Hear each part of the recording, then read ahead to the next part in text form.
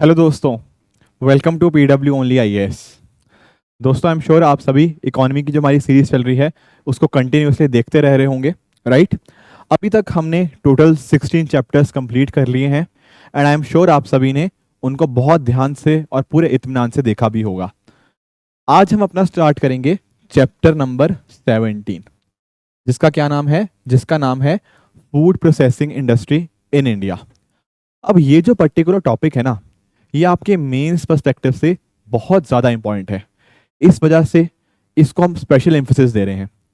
देखो, अगर आपने इस सीरीज के अंदर लेक्चर नंबर 10 पढ़ा था, वहां पर हमने काफ़ी लंबा एक डिस्कशन किया था एग्रीकल्चर के ऊपर। बहुत सारे एस्पेक्ट्स ना हमने एग्रीकल्चर वाले कवर कर लिए थे। इनफैक्ट जो आज भी हम फूड प्रोसेसिंग पढ़ेंगे, ये एग्रीकल्चर के साथ काफ़ी हद तक लिंक्ड है। याद करो वो लेक्चर नंबर 10, वहां पर हमने जब पोस्ट प्रोडक्शन की बात करी थी, राइट, तब हमने हल्का सा जिक्र भी किया था इस बारे में, कुछ कॉन्सेप्ट वहां पर भी पढ़ लिए थे। अब उसी चीज को एक लेवल आगे लेके जाने का टाइम आ चुका है। फूड प्रोसेसिंग इंडस्ट्री हम पढ़ेंगे, पूरा डिटेल में पढ़ेंगे। तो आइए स्टार्ट करते हैं। एंड आई एम श्योर कि जो इकॉनमी हमें देखने को मिलती थी या जो मुश्किल लगती थी, धीरे धीरे हम उसको आसान बनाते जा रहे हैं। अब सामने ना आप कुछ मैं प्रीवियस ईयर क्वेश्चंस लेकर आया हूँ। एक्चुअल में अगर आप नोटिस करोगे, आपको रियलाइज होगा कि यहाँ पर इस पर्टिकुलर चैप्टर से जो रेपिटेशन है ना, वो बहुत बहुत बहुत ज्यादा है। सर वो कैसे? जैसे फॉर एग्जांपल ये आप देखो, 2022 का प्रीवियस ईयर क्वेश्चन क्या लिखा है? Elaborate the scope and significance of food processing industry in India. क्या स्कोप है, क्या सिग्निफिकेंस है फूड प्रोसेसिंग का? कब पूछा? 2022 के अंदर। उससे 2 साल पहले यानी कि 2020 के अंदर यूपीएससी ने क्या पूछा कि फूड प्रोसेसिंग जो सेक्टर है उसके हमें क्या चैलेंजेस फेस करने पड़ते हैं और क्या फ्यूचर के अंदर कैसी अपॉर्चुनिटीज हमारे सामने हैं। एट द सेम टाइम पूछा कि कैसे इनकम जो फार्मर्स की है उसको बढ़ाया जा सकता है by making use of food processing. ठीक है। तीसरा देखो, 2019 का क्वेश्चन। यहाँ क्या पूछा? यहाँ पूछा कि भैया गवर्नमेंट की पॉलिसी क्या है, उसके ऊपर जरा इलेबोरेट करो। चौथा पूछा कि कहीं ना कहीं जो स्मॉल एंड मार्जिनल फार्मर्स हैं उनके लिए एमएसपी हो गया और फूड प्रोसेसिंग हो गया, ये कितना जरूरी है और कैसे ये उसकी इंपॉर्टेंस हो सकती है। अब पहली बात, क्या आप थीम आइडेंटिफाई कर पाए यहाँ पे? ये पिछले 6 साल के पेपर्स हैं। 6 साल में 4 बार क्वेश्चन आ गया with regards to food processing. तो अपने आप में आपको इसकी इंपॉर्टेंस पता लग जानी चाहिए कि कितना इंपॉर्टेंट ये पर्टिकुलर थीम हमारे लिए बन जाती है। और जरा आप क्वेश्चंस के ऊपर भी नजर मारो, आप रियलाइज करोगे क्वेश्चन के अंदर बहुत ज्यादा वेरिएशन नहीं है। पूछ लेता है कि क्या इसकी इंपॉर्टेंस है, पूछे ना अपॉर्चुनिटी, स्कोप, सिग्निफिकेंस, इन सभी चीज़ों के बारे में। पूछ लेता है कहीं ना कहीं इसके रिगार्डिंग क्या इश्यूज फेस होते हैं, गवर्नमेंट की पॉलिसी क्या है। घूम फिरा के इसी के अराउंड हमारा जो क्वेश्चन कहीं ना कहीं बन रहा है, प्लस थोड़ा सा साथ में करंट अफेयर्स का तड़का। यही तो चीज़ें हैं यहाँ पे। तो इस वजह से ये एक ऐसा टॉपिक है जो आपको श्योर शॉट पढ़ के जाना चाहिए। And at the same time exam में यानी कि प्रोबेबिलिटीज की बहुत ज़्यादा है आपके मेंस के अंदर। तो मेक श्योर आज का सेशन आप पूरा एंड टू एंड देखिए एंड इंश्योर कीजिए कि आप अपने मेंस के अंदर अच्छा स्कोर करेंगे ही करेंगे। तो चलो स्टार्ट करते हैं, थोड़ा समझते हैं। जैसा मैं बता रहा था, इकॉनमी बिल्कुल भी आपको मुश्किल नहीं लगने वाली अगर आप इन लेक्चर्स को कंटिन्यूसली फॉलो करते जा रहे हो। यहाँ पर ना एक जरा इस पिक्चर को इमेजिन करो, क्या देखने को मिल रहा है इस पिक्चर के अंदर? यहाँ पर आपको कुछ जगह पे चीनी देखने को मिल जाएगी।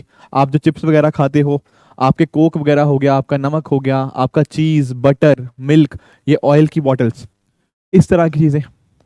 या और छोड़ो, आपने कभी टोमेटो केचप खाई है? आई एम श्योर बिल्कुल खाई होगी। अब कभी आपने सोचा सर टोमेटो केचप बनती कैसे होगी? जब सॉस खाते हो, जो आप किसी भी चीज़ का सैंडविच वगैरह के साथ सॉस खाते हो, कहीं ना कहीं वो क्या हुआ, टमाटर थे, कुछ और भी चीज़ें रॉ मटेरियल्स रही होंगी, उनके अंदर कुछ ना कुछ हमने क्या किया, उनकी कुछ प्रोसेसिंग करी। ऐसा समझो जैसे यहाँ पर लेट से हमारे पास कुछ चीज़ इनपुट में है, ठीक है, यहाँ पर है हमारे पास कुछ आउटपुट। बीच में क्या होती है? बीच में किसी चीज़ की हम प्रोसेसिंग बोल सकते हैं। फॉर एग्जाम्पल सर, बिल्कुल फॉर एग्जाम्पल, जैसे आप नोटिस करो, मान लो यहाँ पर हमारे पास थे टमाटर, जो हमने एग्रीकल्चर के अंदर टमाटर उगाए वो थे। उसके अंदर क्या हुई? उसके अंदर हुई आपकी प्रोसेसिंग। प्रोसेसिंग के माध्यम से क्या बनी आपकी? Tomato ketchup.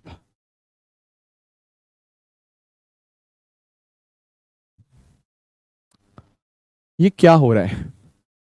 प्रोसेसिंग हो रही है फूड की। यही तो हमारा नाम है टॉपिक का, फूड प्रोसेसिंग इंडस्ट्री। और एग्जांपल देता हूँ, आपने जैम खाया होगा। अब जैम भी कहाँ से बनता है, कोई उसके भी रॉ मटेरियल्स होते हैं, ठीक है ना, उसके माध्यम से कहीं ना कहीं उसको कन्वर्ट किया जाता है, उसको जैम बनाया जाता है।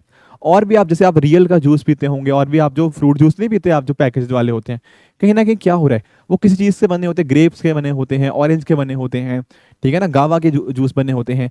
उसकी कुछ ना कुछ प्रोसेसिंग करी जाती है, एंड अकॉर्डिंगली जो फाइनल प्रोडक्ट है वो आपके सामने देखने को मिल जाता है। तो हुआ क्या है ना, इन इनपुट्स के ऊपर आपने कुछ प्रोसेसिंग का काम किया गया है। इसको हम यहाँ पर ना वैल्यू एडिशन भी कह सकते हैं।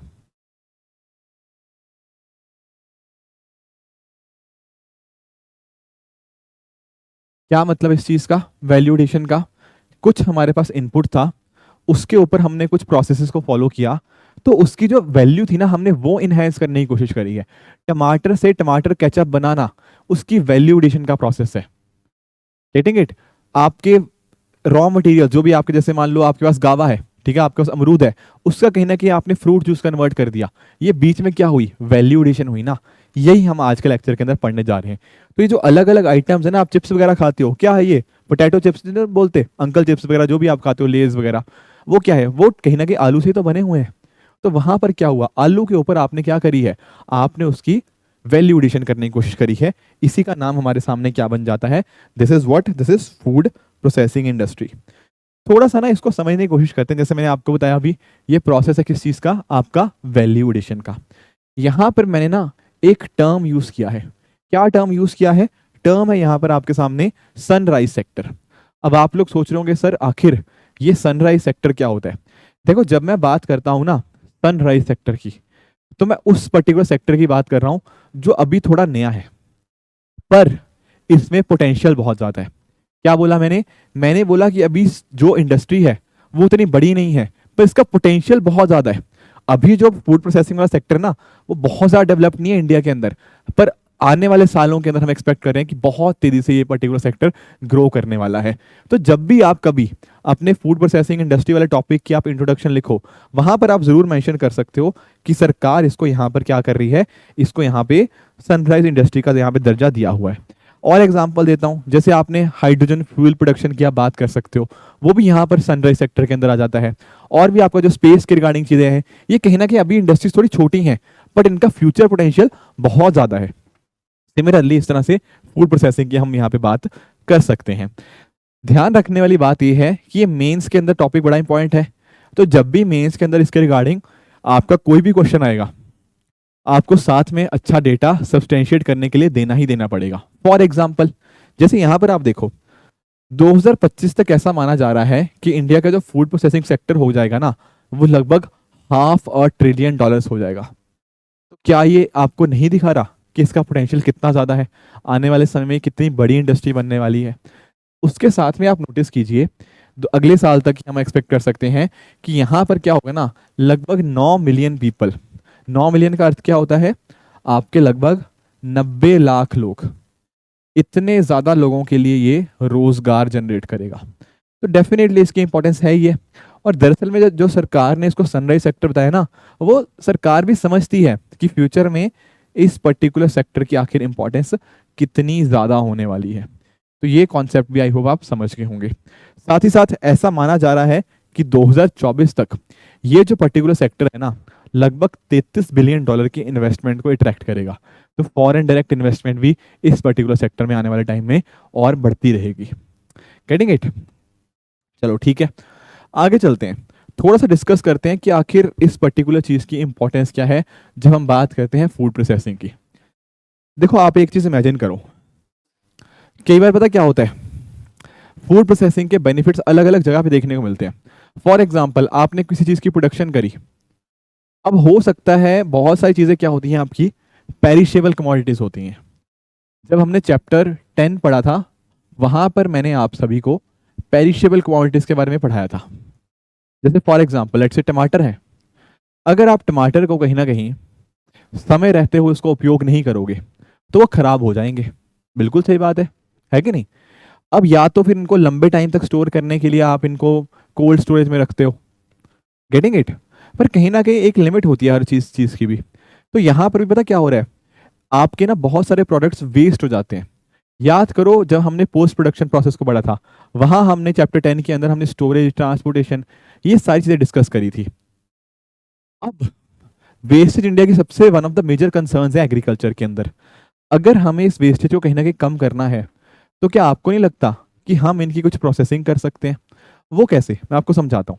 जैसे फॉर एग्जाम्पल अब टमाटर है आपके पास, अगर आपने टमाटर का उपयोग मान लो 2-3 दिन नहीं किया, तो टमाटर सड़ जाएंगे, गल जाएंगे। बिल्कुल सही बात है। पर अगर लेट से ये टमाटर आपके पास पड़ा हुआ था, आपने इसकी बना दी टमाटो केचप, बना दी सॉस, बना दी, क्या सॉस 3 दिन में गल जाएगी? नहीं गलेगी भैया। सॉस तो I think, I don't know, 3 महीने 6 महीने आराम से पड़ी रहती है, कोई दिक्कत ही नहीं होती उसको, उससे भी ज्यादा हो सकता है। ठीक है, मतलब एक डिसेंट टाइम के लिए यहाँ पे रहती है। तो यहाँ पर पता क्या हो रहा है, आपने इस प्रोडक्ट की क्या कर दी, आपने इस प्रोडक्ट की जो शेल्फ लाइफ है, ये वर्ड बड़ा इंपॉर्टेंट है, आपको आंसर्स में यूज करना होगा। शेल्फ लाइफ है ना जो इस पर्टिकुलर प्रोडक्ट की, आपने उसको बढ़ा दिया है, उसको इंक्रीज कर दिया है। अब क्योंकि इसकी शेल्फ लाइफ इंक्रीज हो गई है, तो कहीं ना कहीं ये लंबे टाइम तक खराब नहीं होगा। तो ये पॉइंट आपको डेफिनेटली पता होना चाहिए विद रिगार्ड्स टू कि इसकी जो शेल्फ लाइफ है वो बढ़ रही है। साथ में जो मैं वेस्टेज वाली आपके साथ बात कर रहा था वो यही था कि कई बार हो सकता है हमारे पास प्रोडक्शन अच्छी खासी हो किसी पर्टिकुलर फूड क्रॉप की, उसको अगर हमने कहीं ना कहीं उसके अंदर वैल्यू एडिशन करके उसकी प्रोसेसिंग करके कुछ अच्छा प्रोडक्ट बना दिया, तो अकॉर्डिंगली क्या होगा, वो जो वेस्टेज होती है उस पर्टिकुलर नंबर को भी हम काफी हद तक रिड्यूस कर सकते हैं। Getting it? बाकी वैल्यू एडिशन तो आप समझ गए। इसके साथ में ही ना यहाँ पर क्रॉप डाइवर्सिफिकेशन भी प्रमोट होता है। अब आप लोग सोचोगे सर क्रॉप डाइवर्सिफिकेशन कैसे? देखो देखो, जैसे हम फूड प्रोसेसिंग के अंदर क्या बात कर रहे हैं, हम जैसे जैम की बात कर रहे हैं, टोमेटो केचप की बात कर रहे हैं, आप पोटैटो चिप्स की बात कर रहे हो, और भी इस तरह के अलग अलग प्रोडक्ट्स हैं। अब हर पर्टिकुलर कैटेगरी के अंदर अलग अलग चीजें आएंगी। Getting it? अब अगर मान लो हमारे किसान सिर्फ चावल और वीट ही उगाते रहेंगे, तो कहीं ना कहीं वहां की सॉइल की फर्टिलिटी को कंसर्न होगा, and at the same time हम बाकी क्रॉप्स को ग्रो ही नहीं कर रहे, तो वो सारे इश्यूज आएंगे, जिसको हम मोनोक्रॉपिंग भी कई बार हम डिस्कस कर लेते हैं, हमने चैप्टर 10 में उसको भी डिस्कस किया था। पर अगर हमें पता है कि यार अच्छा इंडस्ट्रीज को क्या चाहिए, इंडस्ट्री को लेट से आपको बोल रहे हो कि ये वाली पर्टिकुलर टाइप ऑफ क्रॉप चाहिए, तो वहां के लोग वो particular type of crop grow करने लग जाएंगे, बिल्कुल करने लग जाएंगे। तो इस तरह से क्या होता है ना, क्रॉप डाइवर्सिफिकेशन प्रमोट होती है। मैं आपको एक एग्जांपल देता हूँ। देखो मेरे घर के पास में ना एक छोटी सी फैक्ट्री है, वहां पे जहाँ मैं रहता हूँ ना पंजाब के अंदर, वहां पे ज्यादातर लोग क्या करते थे पहले, वो यही चावल और जो वीट होता है इसको ग्रो करते थे। पर कहीं ना कहीं जब वहां पे फैक्ट्री लगी ना, वहां पे कद्दू की बड़ी रिक्वायरमेंट आ गई, तो उस पर्टिकुलर इंडस्ट्री को, तो बहुत सारे लोगों ने ना वहां पर कद्दू ग्रो करना स्टार्ट कर दिया। तो इससे पता क्या होता है, क्योंकि उसको रिक्वायरमेंट थी उस पर्टिकुलर इंडस्ट्री को, तो यहाँ पर क्रॉप डाइवर्सिफिकेशन प्रमोट होती है। Getting it? होता क्या है ना, काफी बार क्या होता है, ये जो इंडस्ट्री वाले हैं ये ठीक ठाक दाम दे देते हैं किसानों को। अगर मान लो इसको जरूरत है इंडस्ट्री को, तो वो बोलेगी यार आप लोग लेके आओ अपने मेरा जो जो भी प्रोडक्ट है, तो कहीं ना कहीं इनको दाम अच्छा देना पड़ेगा, तभी फार्मर्स को, तभी फार्मर्स अपनी जो फसल है उनको बेचेंगे। तो क्रॉप डाइवर्सिफिकेशन भी यहाँ पे इसके थ्रू प्रमोट हो जाती है। जैसा मैंने आपको बताया, अभी फार्मर्स को भी इसके अंदर बेनिफिट हो सकता है, उनको अच्छी रिटर्न्स मिल सकती हैं अगर ढंग से इंप्लीमेंट हो। जैसे फॉर एग्जाम्पल, अगर मान लो कि आप कोई ऐसा प्रोडक्ट यूज कर रहे हो जिसकी कहीं ना कहीं इंडस्ट्री में बहुत डिमांड है, तो वहां पर हेल्प होगा। जैसे मैं आपको एग्जांपल देता हूँ, जैसे मान लो आपके पास कुछ फूल हैं, अब आप उन फूलों की खेती कर रहे हो जो कहीं ना कहीं जो परफ्यूम वाली इंडस्ट्री है उसको चाहिए हो, वहां पर बहुत ज्यादा पैसे आपको मिलेंगे। तो कहीं ना कहीं किसानों का भी क्रॉप डाइवर्सिफिकेशन भी हो रहा है और उनकी अच्छी आमदनी भी यहाँ पे हो जाती है। और साथ में यहाँ पे एम्प्लॉयमेंट तो डेफिनेटली हो ही रहा है। मैंने आपको नंबर्स भी दिए कि कैसे 2025 तक हम एक्सपेक्ट कर रहे हैं कि यहाँ पर ये जो पर्टिकुलर सेक्टर है ये लगभग 90 लाख लोगों को रोजगार देने वाला है। तो एम्प्लॉयमेंट तो प्रमोट होगी ही होगी। और इसके साथ ही ना ये बाकी चीजें भी जो मैंने लिखी हुई है ना, इसको आप समझने की कोशिश करना कि इनका पॉइंट क्या है। एक एग्जांपल समझो, मान लो, ठीक है ना, आप जानते हो ये पर्सन का नाम हमने क्या रख दिया, लेट्स से ये पर्सन है वैभव, ठीक है ना। अब वैभव के दिमाग में क्या आएगा, ये वैभव रहता है गांव के अंदर, ठीक है। अब इसको चाहिए रोजगार, तो क्या करेगा, ये सोचेगा यार मुझे ना शहर जाना पड़ेगा, ठीक है ना, सिटी लाइफ में यहाँ पे जाना पड़ेगा। अब जब ये जाएगा शहर, तो शहर में इसको और दिक्कतें फेस होंगी, कहीं ना कहीं वहां रहने के लिए नहीं है, हो सकता है इसको झुग्गी झोपड़ी में रहना पड़े, इसको अच्छा खाना ना मिले, अच्छा पानी ना मिले, अपनी फैमिली से दूर हो जाएगा। तो इस तरह की माइग्रेशन को हम क्या बोलते हैं, डिस्ट्रेस्ड माइग्रेशन, ठीक है। मजबूरी में आके कि नौकरी है ही नहीं जब ग्रामीण क्षेत्रों के अंदर, वहां पर दिक्कत आ रही है, तो कहीं ना कहीं उसको मजबूरी में दूसरी जगह पे शिफ्ट होना पड़ रहा है। पर इमेजिन करो एक ऐसी सिचुएशन, मान लो इसके गांव के आसपास ही एक फैक्ट्री खुल जाए। आप समझने की कोशिश करना, ये फैक्ट्री गांव के आसपास क्यों खुल रही है।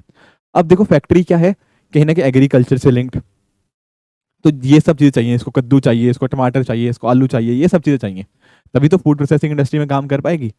अब ये इंडस्ट्री सोचेगी यार मैं कहाँ पे एस्टेब्लिश करूँ, ये सोचेगी मैं गाँव के पास में एस्टेब्लिश हो सकती हूँ, क्योंकि कहीं ना कहीं एग्रीकल्चर का जो भी प्रोड्यूस होगा वो आसानी से इंडस्ट्री तक आ पाएगा अगर ये विलेजेस के पास में होंगी। बिल्कुल सही बात है। तो यहाँ पर ना ये इंडस्ट्री कहाँ सेटअप हो जाएगी, वैभव के गाँव के आसपास। अब वैभव क्या सोचेगा, वैभव सोचेगा यार मैं इसी इंडस्ट्री में काम कर लेता हूँ। Getting the point. तो वैभव को भी रोजगार मिला या नहीं मिला, बिल्कुल मिला।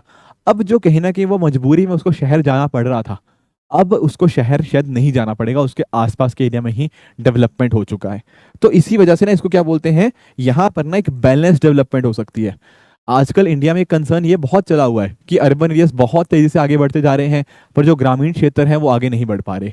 तो कहीं ना कहीं अगर हमें थोड़ी ना इनके बीच में पैरिटी लेके आनी है कि ग्रामीण क्षेत्रों का भी विकास हो और आपके जो शहरी क्षेत्र हैं वो भी साथ साथ विकास करते रहें, तो वहां पर जरूरी क्या है, वहां जरूरी है कि दोनों एरियाज का प्रॉपर डेवलपमेंट होना चाहिए। ग्रामीण क्षेत्रों के अंदर भी अच्छी खासी इंडस्ट्रीज आनी चाहिए, and food processing industry can be one of those things. और क्योंकि बैलेंस डेवलपमेंट होएगी तो वहां पर जो डिस्ट्रेस माइग्रेशन है, जो वैभव जैसे लोगों को कहीं और जाना पड़ता है वो उनको नहीं जाना पड़ेगा मजबूरी के अंदर। ऊपर से आप एक चीज इमेजिन करो, जब हमने चैप्टर 10 पढ़ा था ना, मैंने आपको एक चीज और बताई थी, वो बताई थी with regards to disguised unemployment. क्या मतलब होता है इसका, जैसे मान लो एक छोटा सा खेत है, अब खेत में काम करने के लिए लगता है कि 3 लोग चाहिए, ठीक है ना, इस एरिया के ऊपर 3 लोगों की जरूरत है जो काम कर पाए इस खेत के ऊपर। पर हो सकता है इस जगह के ऊपर 5 लोग काम कर रहे हो, जैसे इसके फैमिली मेंबर्स हो गया, इसके आस पड़ोस के लोग हो गया, इसके दोस्त यार हो गया, वो काम करने लग जाए। जरूरत कितने की है, 3 लोगों की, काम कितने कर रहे हैं, 5 लोग। तो एक्चुअल में हो क्या रहा है ना, जो 2 लोग एक्स्ट्रा हैं वो एक्चुअल में कुछ कंट्रीब्यूट कर ही नहीं रहे। याद करो मैंने यहाँ पे आपको मार्जिनल प्रोडक्टिविटी वाला कॉन्सेप्ट बताया था कि डिस्गाइज्ड अनएम्प्लॉयमेंट के अंदर क्या होती है, मार्जिनल प्रोडक्टिविटी आपकी 0 होती है। 2 लोग अगर वो हट भी जाएंगे ना तब भी प्रोडक्शन के उधर ऊपर कोई इफेक्ट नहीं आएगा। और एग्रीकल्चर के अंदर तो एक बड़ा कंसर्न यही है, कहीं ना कहीं हमें क्या देखने को मिलती है, डिस्गाइज्ड अनएम्प्लॉयमेंट, ऐसी बेरोजगारी जो छुपी हुई होती है कि नहीं। अब अगर जब ऐसा होता है कि वैभव के घर के आसपास एक फैक्ट्री लग गई, तो आपको नहीं लगता ये यहाँ पर जो 2 लोग एक्स्ट्रा थे, जो 2 लोग यहाँ पर एक्स्ट्रा थे, ये 2 लोग खेती से बाहर निकल कर कहीं ना कहीं इस इंडस्ट्री में काम कर सकते हैं, क्योंकि इंडस्ट्री में काम करने के लिए तो लोग चाहिए, बिल्कुल चाहिए। तो होगा पता क्या, 2 लोग यहाँ से बाहर निकलेंगे, वो काम करेंगे इस इंडस्ट्री के अंदर। तो 2 फायदे हुए, एक तो ये इंडस्ट्री रन हो पाई, दूसरा on the other hand agriculture में से जो एक्स्ट्रा लोग थे, जो छुपे हुए बेरोजगार थे, वो बाहर हो पाए। तो ऑन द अदर हैंड हमारा क्या होगा, हमारा एग्रीकल्चर भी और आगे बढ़ेगा, वहां पे लोगों की आमदनी भी यहाँ पे बढ़ सकती है। तो यहाँ पर इनफैक्ट ना जो अशोक दलवाई कमेटी थी, जिनको 2022 तक बोला गया था कि फार्मर्स की इनकम डबल करने का लक्ष्य था, वहां पर भी इन्होंने ये बहुत मेजर रिकमेंडेशन दी थी कि डबलिंग फार्मर्स इनकम के लिए फूड प्रोसेसिंग इंडस्ट्री जो है उसका एक इंपॉर्टेंट रोल रहने वाला है। साथ में एक पॉइंट आप और भी देखो, जैसे फॉर एग्जांपल मैं बात करता एक्सपोर्ट अर्निंग्स की बात कर रहा था। देखो इंडिया में डिफरेंट डिफरेंट आप प्रोडक्ट्स देख सकते हो, उनका हम वहाँ पे एक्सपोर्ट कर सकते हैं दूसरी कंट्रीज के अंदर, ठीक है ना। हो सकता है हमारे यहाँ पे कुछ अच्छी चीज़ें बने एंड अकॉर्डिंगली वो दूसरे कंट्रीज में जाएं, एंड अकॉर्डिंगली वहाँ से अच्छा खासा जो फॉरेक्स रिजर्व्स है हम उनको अर्न कर सकते हैं, इसमें कोई भी डाउट होना नहीं चाहिए। लास्ट ही हमारा मुद्दा है with regards to hidden hunger की बात करते हैं। देखो जैसे आजकल भी आप देखते हो ना, बहुत सारी चीज़ें आजकल आ गई हैं। हिडन हंगर के पहले तो मीनिंग समझो, होता क्या है ना कि हम खाना तो खा लेते हैं, पर कहीं ना कहीं उसके अंदर क्या प्रॉपर माइक्रो न्यूट्रिएंट्स हैं या नहीं है, ये नहीं हमें पता। आजकल के बच्चों के अंदर जो कुपोषण की जो स्थिति देखने को मिलती है वो इसलिए नहीं है कि खाना नहीं है, खाना है, पर खाने के अंदर प्रॉपर न्यूट्रिएंट्स, जो माइक्रो न्यूट्रिएंट्स वगैरह होते हैं, उनकी अवेलेबिलिटी नहीं होती। तो ये जो सारी चीज़ें होती हैं, जो फूड प्रोसेस्ड होता है, यहाँ पर ये सारी चीज़ें भी कहीं ना कहीं रिमूव करी जा सकती है। सर एग्जाम्पल बताओगे? बिल्कुल। चावल देखा है कभी आपने? क्या आपने कभी गोल्डन राइस के बारे में सुना है? अब चावल है, चावल के अंदर हमने थोड़ी बहुत प्रोसेसिंग कर दी, कुछ वैल्यू एडिशन कर दी, किस चीज़ की? उसी चावल के अंदर हमने विटामिन ए डाल दिया। तो कहीं ना कहीं जब आप चावल खाओगे ना, तो चावल के अंदर बाकी चीज़ें तो मिल ही रही हैं, प्लस साथ ही साथ आपको वहाँ पर विटामिन ए भी मिल रहा है, तो आपको आपकी बॉडी को वहाँ पे विटामिन ए भी साथ में मिल जाएगा। तो हिडन हंगर यहाँ पे कम किया जा रहा है। और एग्जांपल बताता हूँ, आपने नमक खाया है कभी? बिल्कुल खाया होगा, ठीक है ना, नमक तो खाया ही होगा। अब नमक के कई बार आपने एडवर्टीजमेंट सुना है, आयोडीन युक्त नमक। क्या मतलब है उसका? उसका मतलब है कि नमक के अंदर हमने आयोडीन डाला है। आयोडीन नहीं होगा, कहीं ना कहीं आपका कुछ ना कुछ जो गॉइटर जैसी समस्याएं होती है ना, वो हो जाती हैं। अब नमक के अंदर आयोडीन डाल दिया, ये भी तो आपकी प्रोसेसिंग हुई, ये भी तो आपकी वैल्यू एडिशन हुई, बिल्कुल हुई। उसी तरह से कहीं ना कहीं जो भी आपकी इस तरह की फूड फोर्टिफिकेशन करी जाती है ना, वो भी एक तरह से फूड प्रोसेसिंग के अंदर ही आती है कि आपके फूड के अंदर वैल्यू एडिशन यहाँ पे करी जा रही है। तो इस तरह से जो हिडन हंगर का जो कॉन्सेप्ट है ना, उसको भी आप रिमूव कर सकते हो by using food processing industry. अब एक बात समझो, आपको ना अपने जो आंसर्स लिखने हैं मल्टी डायमेंशनल लिखने हैं। फॉर एग्जांपल यहाँ समझो, यहाँ हमने इकोनॉमिक एंगल भी देखा फूड प्रोसेसिंग का, हमने सोशल एंगल भी देखा जब हमने माइग्रेशन की बात करी, हमने हंगर की बात भी कर ली। हाँ, यहाँ पे आप वुमेन्स की बात भी कर सकते हो। तो आप नोटिस कर पा रहे हो, हमने सिर्फ कभी एक डायरेक्शन में काम नहीं किया, हमने एनवायरनमेंट का भी जिक्र किया है। यहाँ पर हमने 360 डिग्री कवरेज करने की कोशिश करी है। आप अपने एग्जाम के अंदर जब पॉइंट्स लिख रहे हो ना, कोशिश करो जितने बढ़िया बढ़िया पॉइंट्स लिख पाओ। ऐसा नहीं होना चाहिए कि आपने इंपॉर्टेंस के अंदर बस इकोनॉमी इंपॉर्टेंस ही बताते गए कि हाँ इतना फॉरेक्स आ जाएगा, इतना ये हो जाएगा, इतना वो हो जाएगा। वो बातें ठीक है, पर कहीं ना कहीं आपका जो आंसर झलक रहा है ना, शायद सिर्फ एक ही डायरेक्शन में जाता हुआ देखने को मिल रहा है। अगर अच्छे मार्क्स चाहिए जीएस 3 के अंदर, कोशिश करनी है कि अपने आंसर्स के अंदर अच्छा डेटा तो हो ही हो, but at the same time आपके जो आंसर्स है ना, उनके अंदर मल्टी डिमेंशनलिटी आपकी झलकनी चाहिए, करंट रेलेवेंस उनकी बिल्कुल पता होनी चाहिए, तभी आप कहीं ना कहीं यहाँ पे अच्छा एक आंसर लिख पाओगे और अच्छे मार्क्स यहाँ पे लेकर आ पाओगे। तो ये थोड़ा सा बेसिक था कि फूड प्रोसेसिंग का इंपॉर्टेंस क्या होता है। तो बेसिकली फूड प्रोसेसिंग कुछ नहीं हुआ, एक तरह का क्या होता है, आपका ट्रांसफॉर्मेशन होता है। किस चीज का ट्रांसफॉर्मेशन? आपके रॉ मटेरियल्स के ट्रांसफॉर्मेशन को ही हम यहाँ पर फूड प्रोसेसिंग की कैटेगरी के अंदर हम इनको डाल देते हैं। तो ये बात ट्रांसफॉर्मेशन वाली आई होप आपको समझ आ गई होगी। इसके साथ में अगर आप नोटिस करोगे ना कहीं आपका, अगर दुनिया भर में बात करूं कि एक्सपोर्ट्स के मामले के अंदर इंडिया कहाँ पर लाई करता है, तो आपको पता लगेगा कि इंडिया एक्सपोर्ट्स के अंदर ना, यहाँ पे जो मैं बात कर रहा था, दुनिया में 5th लार्जेस्ट मतलब एक्सपोर्ट इंडिया के फूड प्रोसेसिंग वाले सेक्टर के अंदर हमें देखने को मिल जाएंगे। तो ये बात तो हुई। अब एक चीज आपके दिमाग में आएगी, फिर इसकी मिनिस्ट्री कौन सी है? देखो ध्यान रखना, यहां पर ना इसके लिए हमारे पास एक डेडिकेटेड मिनिस्ट्री है, that is ministry of food processing industries. यानी कि इतनी पॉइंट ये मिनिस्ट्री बन जाती है कि इसको अलग से बेसिकली एक मिनिस्ट्री बनाई गई है, क्लियरली शो करता है ये जो सेक्टर है अपने आप में कितना ज़्यादा हमारे लिए इंपॉर्टेंट सेक्टर बन जाता है। तो ये कुछ पॉइंट्स इसके रिगार्डिंग आपको पता होने चाहिए। इस पर्टिकुलर मिनिस्ट्री को सेटअप किया गया था इन द ईयर 1980, जो 8 के अंतर्गत इसको यहाँ पे सेटअप किया गया था। तो ये कुछ पॉइंट्स आपको इसका आइडिया होना चाहिए। बाकी जितनी भी प्रोसेसिंग होती है वो सारी इसके अंतर्गत ही हमें यहाँ पे देखने को मिल जाएगी। आपकी बुक के अंदर ना एक और अथॉरिटी का यहाँ पे जिक्र किया गया है, जिसका नाम क्या है? एपिडा। अब ध्यान रखने वाली बात यह है कि एपिडा का फॉर्मेशन हुआ था कब? 1986 के अंदर। इसकी एक बार ना फुल फॉर्म समझो, वहां से आपको ना इस चीज की थोड़ी इंपॉर्टेंस भी पता लग जाएगी। यहां पर इसकी फुल फॉर्म क्या है? एग्रीकल्चर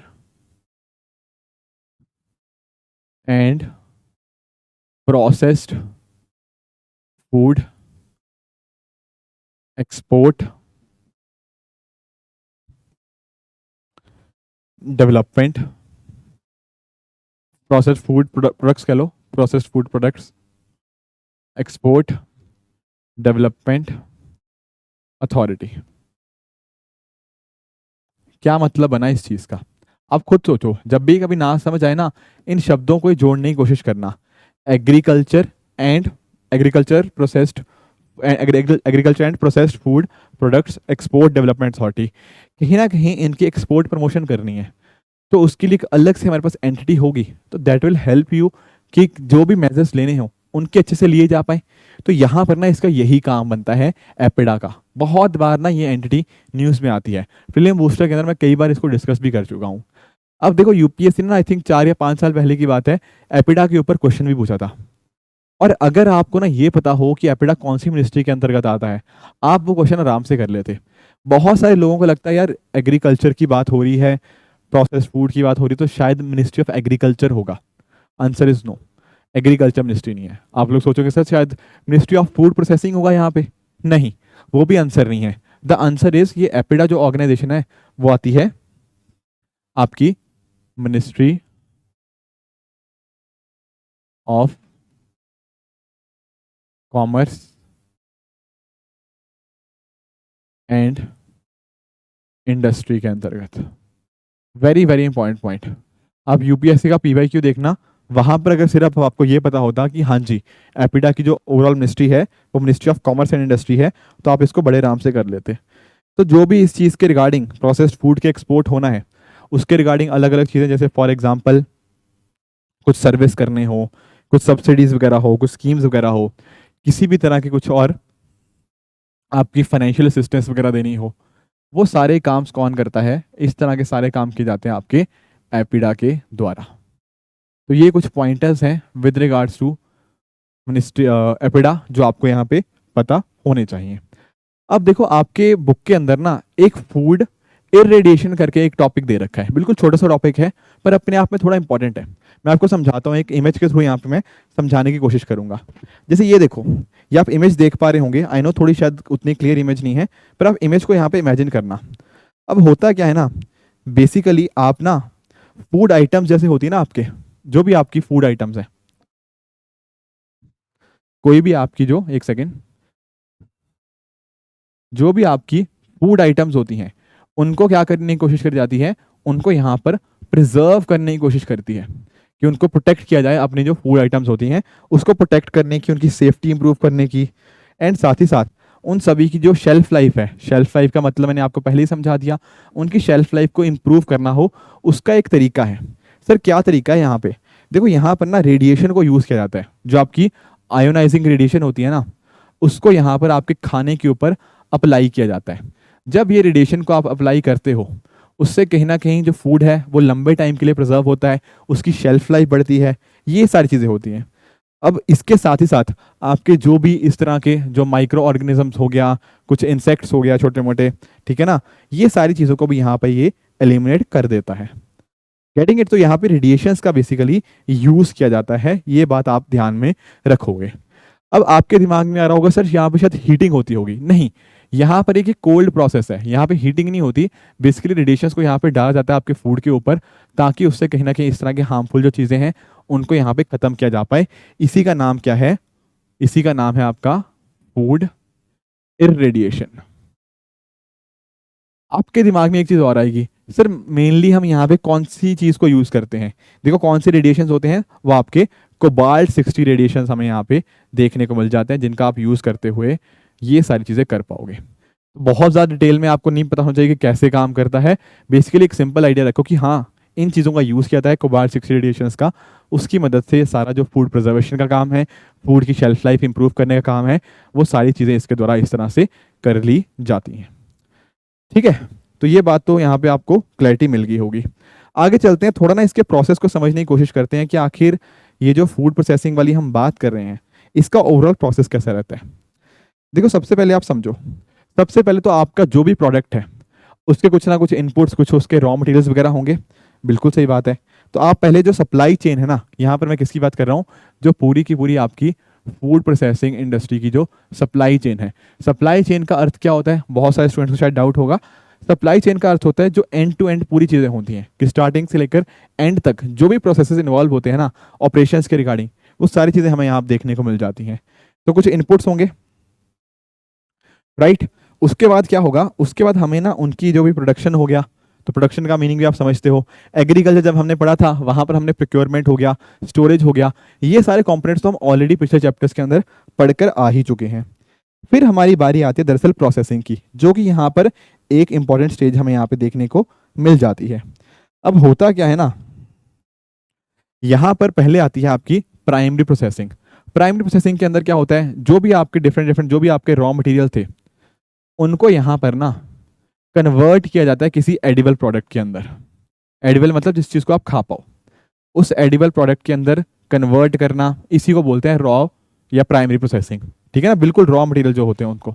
यहाँ पर आप नोटिस करना प्राइमरी प्रोसेसिंग के अंदर आपके जैसे किसी चीज़ को सॉर्टिंग हो गया, अच्छी चीज़ों को बुरी चीज़ों से छांटना, उनको अलग करना, उनको ग्रेड करना कि कौन सा वाला चीज़ बेहतर है, कौन सा प्रोडक्ट सही है, कौन सा ख़राब है, किसके ऊपर क्या इश्यूज हैं, ये सारी चीज़ें कहाँ पे आ जाती हैं, ये सारी चीज़ें आ जाती हैं आपकी यहाँ पर प्राइमरी प्रोसेसिंग के अंदर। तो बेसिकली कुछ नहीं है, आपकी जो भी रॉ एग्रीकल्चर प्रोड्यूस है कहीं ना कहीं उसको ऐसे प्रोडक्ट के अंदर कन्वर्ट किया जाता है जो कि आप खा पाओ, जो कि आपकी कंजम्पशन के लिए पूरी तरह से जो फिट हो, उसके अंदर यहाँ पे ये हो जाती है आपकी प्राइमरी प्रोसेसिंग।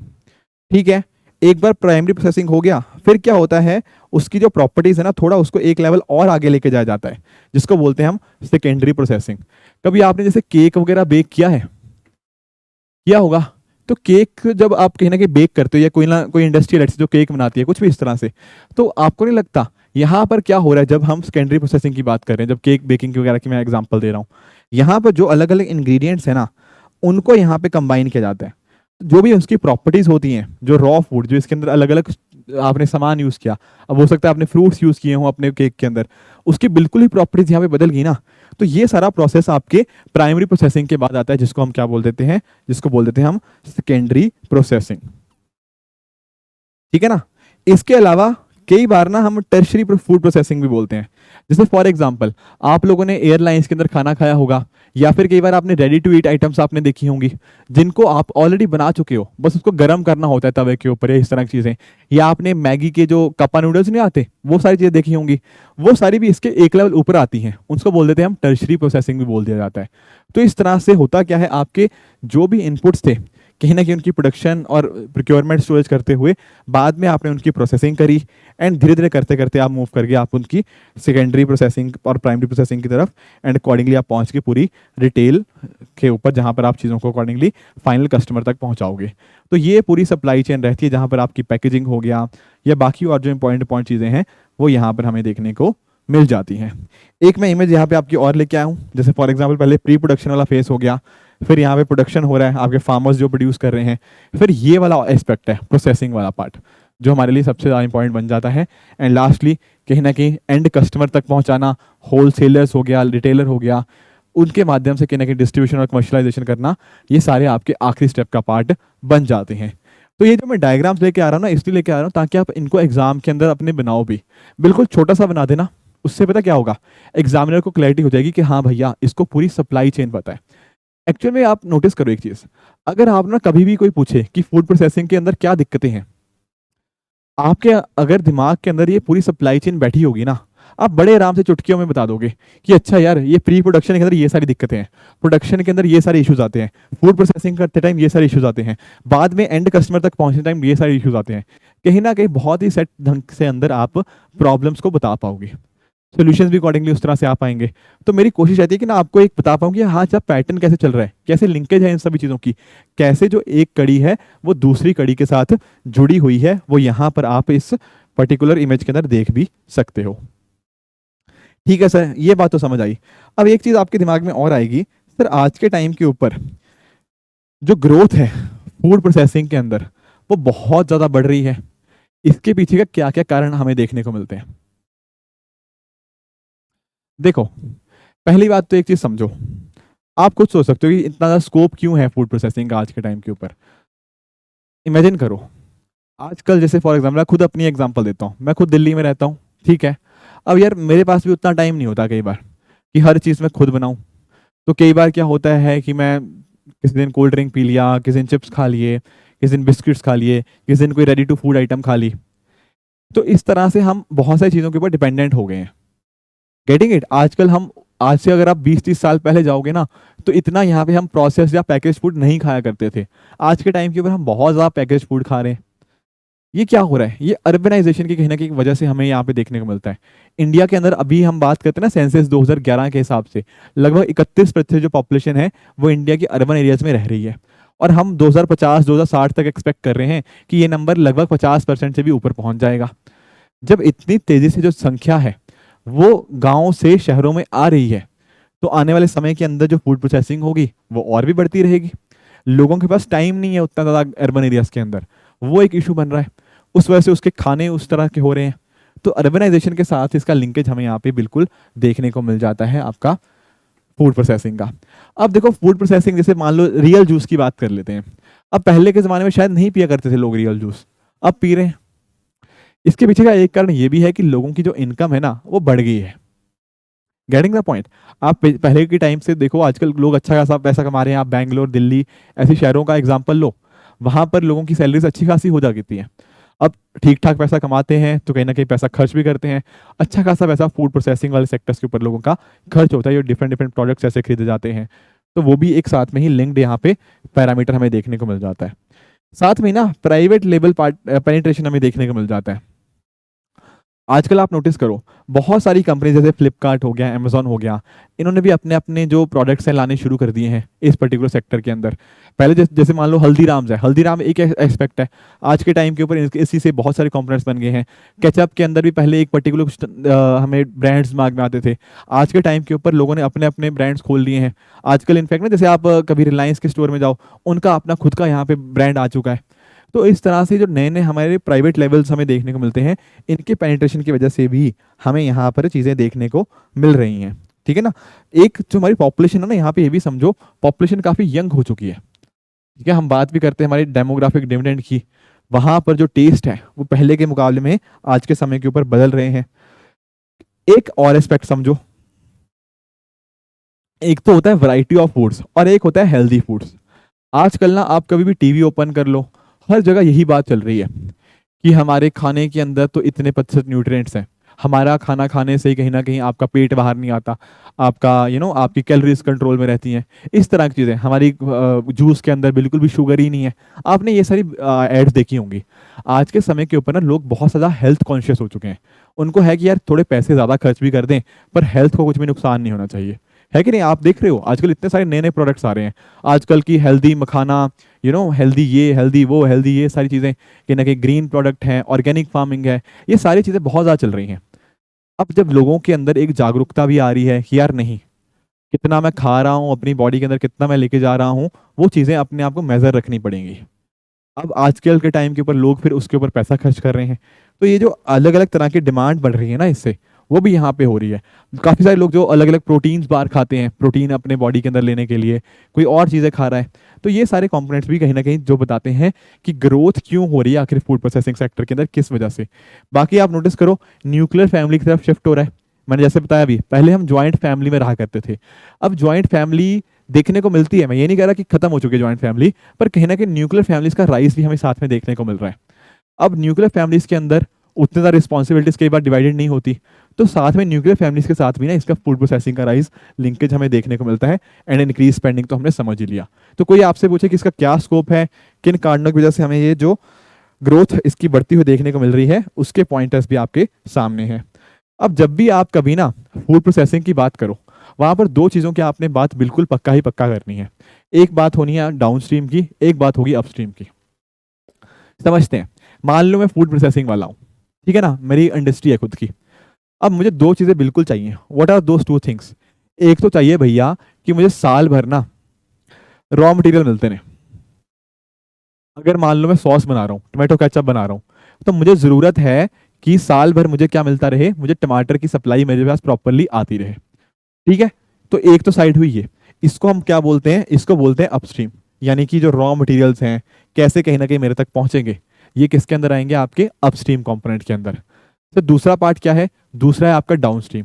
मान लो मैंने एक प्रोडक्ट बना लिया, मैंने टमाटर केचप बना ली, सॉस बन गई है मेरी, कहीं ना कहीं कस्टमर तक भी उसको पहुंचाना पड़ेगा। तो कैसे पहुंचेगा? वो सारी रिक्वायरमेंट्स आती हैं आपकी डाउन स्ट्रीम के अंदर, कि कहीं ना कहीं कस्टमर्स के साथ कैसे कनेक्ट करूंगा।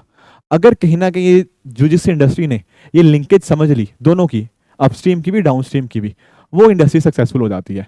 जिसको पता लग गया कि यार हाँ, मेरे पास कभी भी रॉ मटेरियल की शॉर्टेज नहीं आएगी, मैंने इस पर्टिकुलर चीज़ के साथ कॉन्ट्रैक्ट कर लिया। कई बार कहते हैं ना, कॉन्ट्रैक्ट कर लेते हैं किसानों के साथ कि हाँ, हमें कंटिन्यूसली सप्लाई इस पर्टिकुलर प्रोडक्ट की मिलती रहनी चाहिए। तो अपस्ट्रीम वाली मुद्दा सॉल्व हो गया। डाउन स्ट्रीम के अंदर क्या होता है? आपने प्रोडक्शन कर लिया, अब कहीं ना कहीं फाइनल कस्टमर तक कैसे पहुंचा जाए, वो सारी डाउन स्ट्रीम के अंदर आ जाती हैं। तो ये भी यहाँ पे इस तरह से ये वर्ड्स आपके लिए डेफिनेटली पॉइंट है, डाउन स्ट्रीम और अपस्ट्रीम अपने आंसर्स के अंदर यूज करना।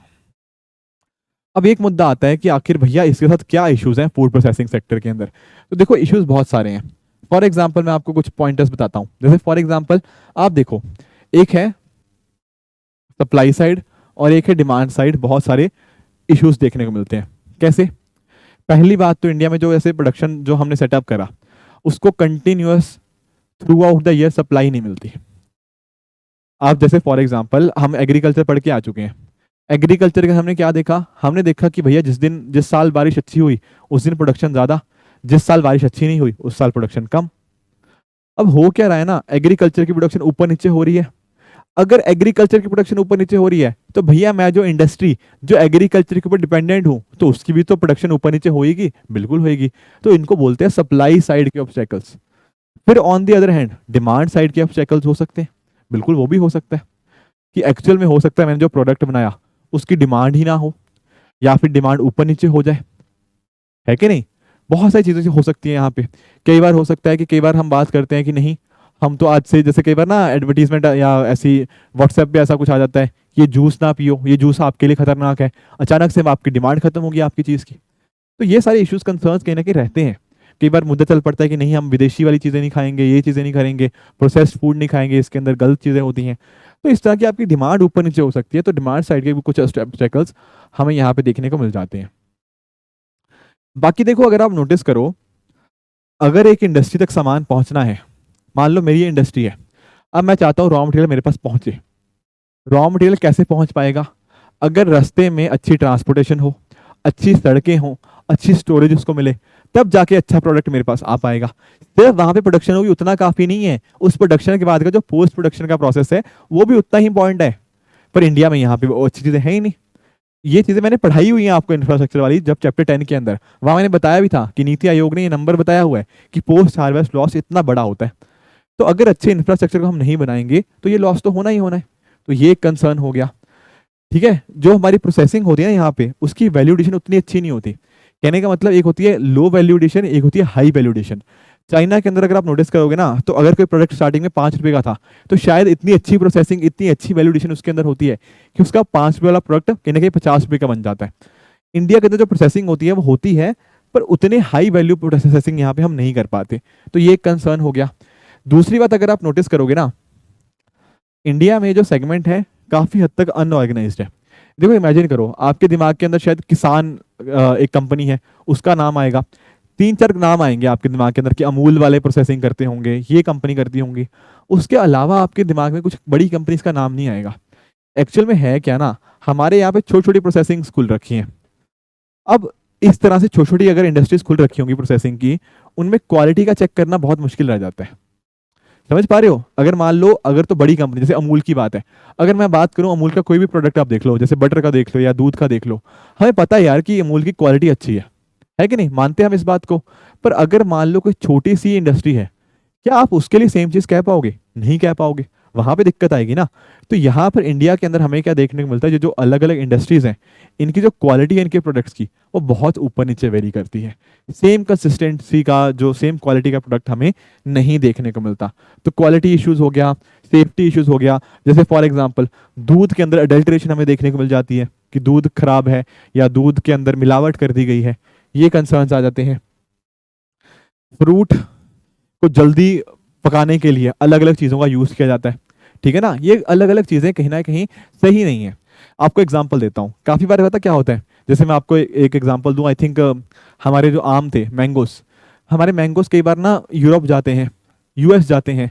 वहाँ के लोग यूरोप के, यूएसए के, वो मना कर देते हैं हमारे प्रोडक्ट्स को लेने से। क्यों कर देते हैं?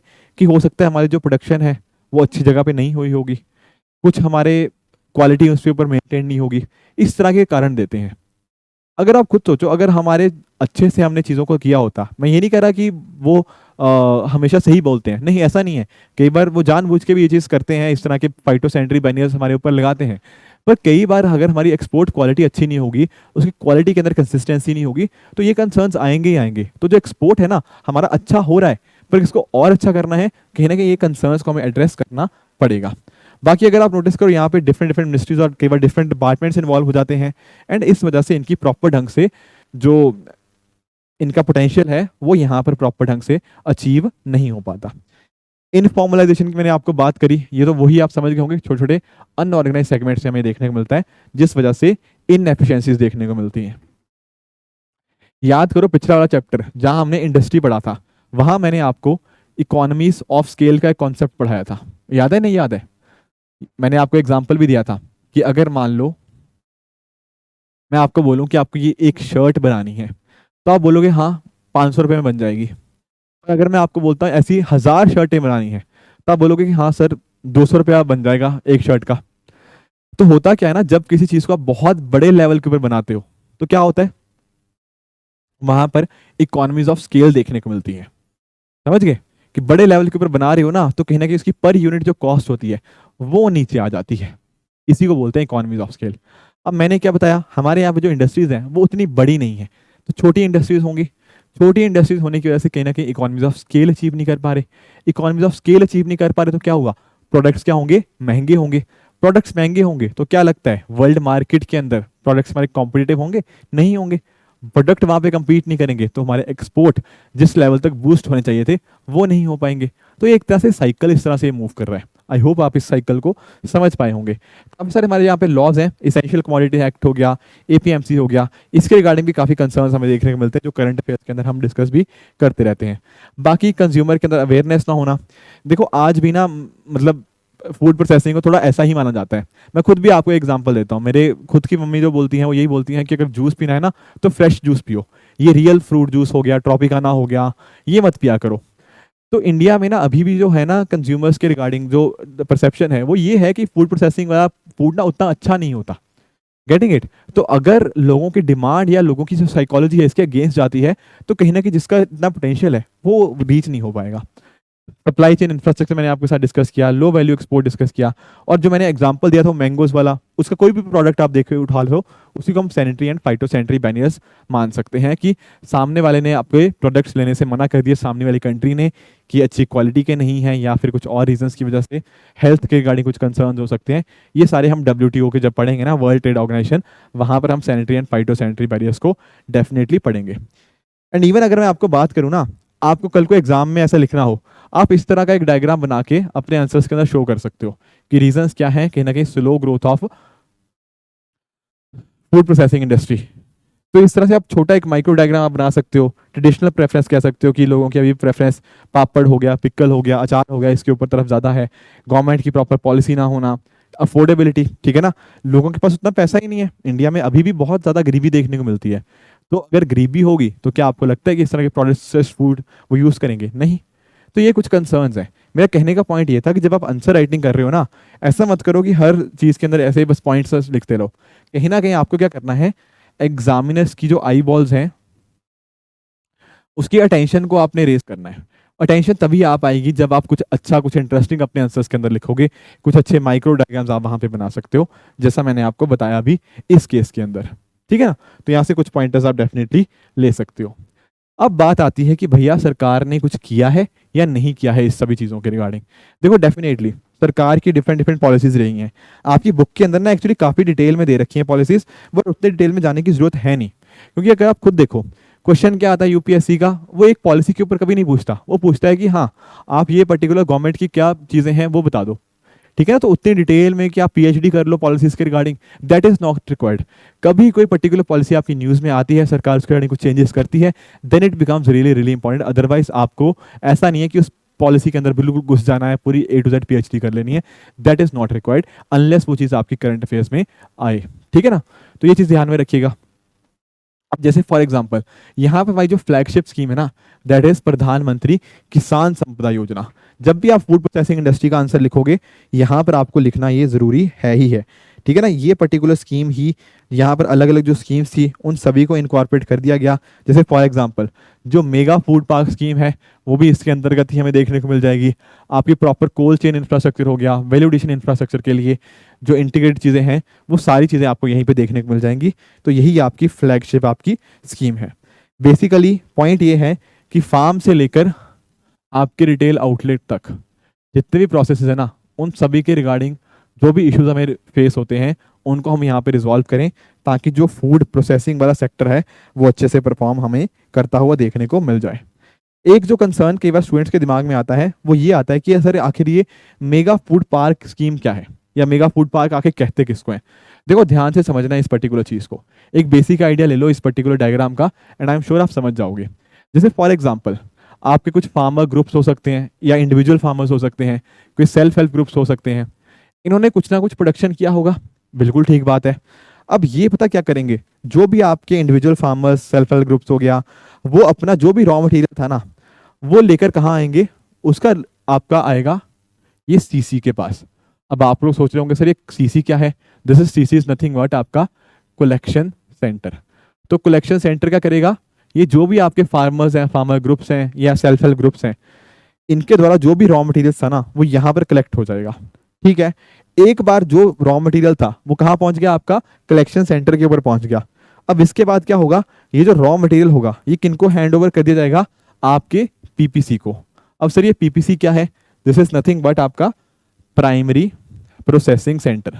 प्राइमरी प्रोसेसिंग आप समझ चुके हो पिछले थोड़ी देर पहले ही। तो प्राइमरी प्रोसेसिंग सेंटर के अंदर इनको यहाँ पे ये चीज़ें हैंड ओवर कर दी जाएगी। फिर जो प्राइमरी प्रोसेसिंग वाली चीज़ें थी, यहाँ पे प्रॉपर स्टोरेज हो गया, प्रॉपर ट्रांसपोर्टेशन हो गया, ये सारी चीज़ें होती रहेंगी। ठीक है, फिर अंतर्गत क्या होगा ना, उसके अंतर्गत यहाँ पे आपका सीपीसी देखने को मिलेगा। सीपीसी क्या होता है, आपका सेंट्रल प्रोसेसिंग सेंटर। ठीक है, तो सेंट्रलाइज प्रोसेसिंग हमें यहाँ पे सीपीसी के ऊपर देखते हुए मिल जाएगी। अकॉर्डिंगली यहाँ पर जब मटेरियल्स आ जाएंगे, वहां पर डिफरेंट बिजनेस हाउसेस के द्वारा उनकी फाइनल प्रोसेसिंग करी जाएगी। यहाँ पर कोल्ड स्टोरेज फैसिलिटीज भी होती हैं, अच्छी साइंटिफिक यूनिट्स, प्रॉपर टेक्नोलॉजी भी होती है, जिसके माध्यम से आप वैल्यू एडिशन कर सकते हो। प्रॉपर इंपोर्टर एक्सपोर्टर के बीच में जो लिंकेज है वो सारी चीज़ें करी जा सकती हैं। फ्रेश प्रोडक्ट्स के माध्यम से भी आप अपने एक्सपोर्ट्स वगैरह बूस्ट कर सकते हो। तो this is how this thing works. तो आपको पता होना चाहिए कि यहाँ पे हाँ फार्मर ग्रुप्स हो गया, कलेक्शन सेंटर हो गया, प्राइमरी प्रोसेसिंग सेंटर हो गया, आपका सेंट्रल प्रोसेसिंग सेंटर्स, ये सारी चीज़ें इस तरह से ये वर्क करती हैं। तो ये हो गया हमारा क्या, मेगा फूड पार्क स्कीम। ठीक है, तो ये चीज़ हमारे लिए डेफिनेटली इंपॉर्टेंट बन जाती है।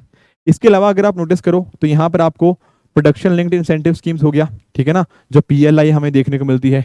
बेसिकली कहा जाता है कंपनीज को कि आप ना इंक्रीमेंटल सेल्स को अपनी इंप्रूव करो, जितनी ज़्यादा स्केल आपकी सेल्स इंप्रूव होगी उतना ज़्यादा आपको इंसेंटिव दिया जाएगा।